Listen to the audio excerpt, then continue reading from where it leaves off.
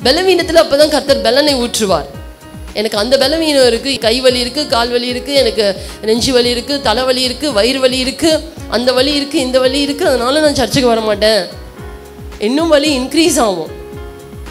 நம்ம அந்த வலியின் மத்தியில கர்த்தருக்கு செய்யணும்.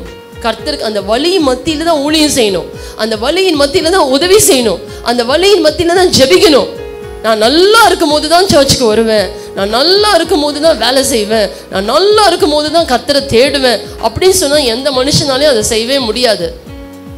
பலவீனத்தின் மத்தியில செய்யணும். அதனால தான் இயேசப்பா என்ன சொன்னாரு, பலவீனத்துல என் பலனை உன் பூரணமா விளங்கும், உன் பலவீனத்துல என் பலனை ஊற்றுவேன். எப்ப சொன்னாரு? வீட்லயே உட்கார்ந்துகிட்டு இருந்தா பலவீனமா இருக்கு, எனக்கு பலவீனமா இருக்குன்னா இயேசப்பா பலனை வந்து ஊற்றுவாரா? இல்ல உன் பலவீனத்துல அவர் பலனை கொடுப்பாரா? கொடுக்கவே மாட்டாரு.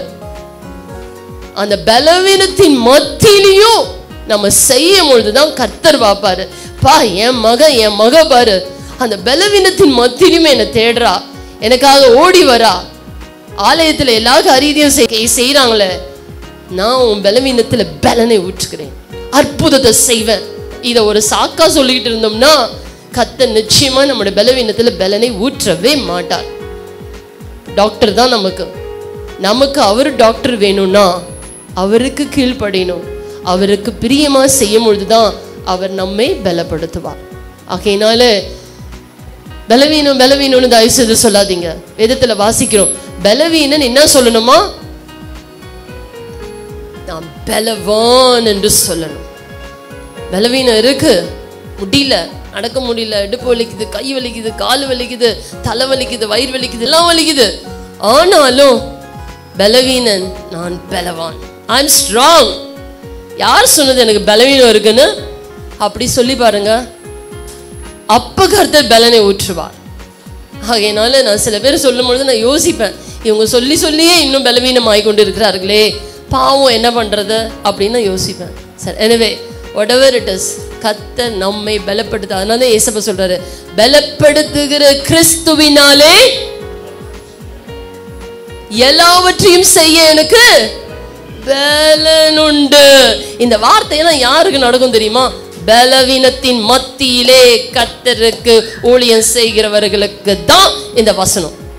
வீட்டுல உட்கார்ந்துகிட்டு எனக்கு பண்ண மாட்டேன்னு சொல்றவங்களுக்கு இந்த வசனம் கிடையவே கிடையாது. என்னை பலப்படுத்துகிற கிறிஸ்துவினாலே நான் எல்லாவற்றையும் செய்ய எனக்கு பலன் உண்டு. The Lord has given me strength so I can do all things through Christ who strengtheneth me. வாக்குத்தத்தம் செய்த கர்த்தரே,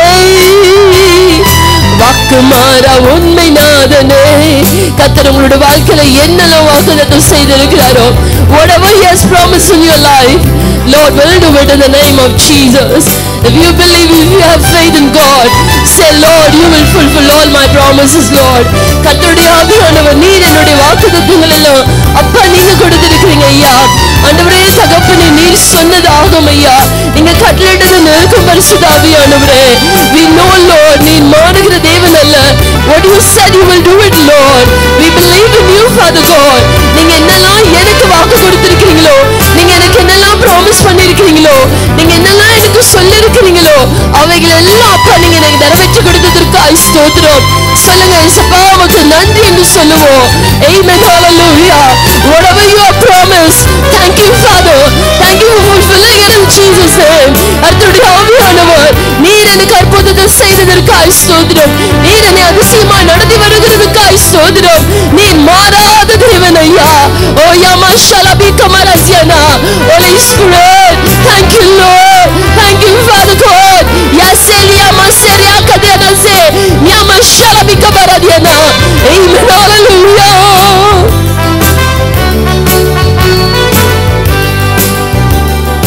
வாக்குத்தத்தம் செய்த கர்த்தரே, வாக்கு மாறா உண்மை நாதனே, வாக்குத்தத்தம் செய்த கர்த்தரே, வாக்கு மாறா உண்மை நாதனே, வாக்கை நம்பி வந்து நிற்கிறேன், வல்லவி மாறி ஊற்றுமே, உங்க வாக்கை நம்பி வந்து நிற்கிறேன், வல்லவி மாறி ஊற்றுமே. Oh, we as a worship you, Lord.